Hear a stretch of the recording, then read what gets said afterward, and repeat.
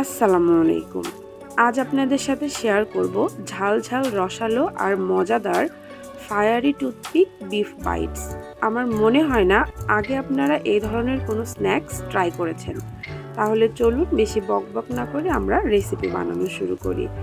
Beef bytes বানানোর জন্য প্রথমে আমি এখানে গরুর মাংস নিয়ে নিয়েছি হাড় ছাড়া। মাংসগুলোকে লম্বা লম্বা করে কেটে তারপরে আরও ছোট টুকরো করে নেব, কিন্তু টুকরোগুলো একটু লম্বাটে হবে।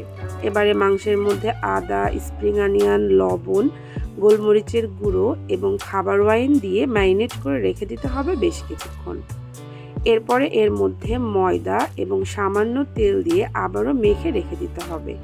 এবারে একটা বাটিতে বেশ কয়েকটা টুথপিককে গরম পানির মধ্যে বেশ কিছুক্ষণ ভিজিয়ে রাখতে হবে। এবারে এক একটা টুথপিকের সাথে মাংসের টুকরোগুলো গেঁথে নিতে হবে।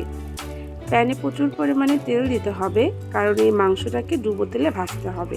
তেল গরম হয়ে গেলে একে একে মাংসগুলো দিয়ে অল্প আঁচে হালকা করে ভেজে তুলে নিতে হবে।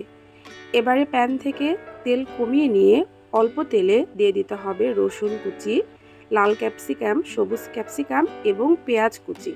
মশলাগুলো সামান্য ভেজে আগে থেকে ভেজে রাখা মাংসগুলো দিয়ে ওপর থেকে ঝাল মশলা ছড়িয়ে খুব ভালোভাবে মিশিয়ে নিলেই কিন্তু তৈরি হয়ে যাবে মজাদার টুথপিক বিফ বাইটস।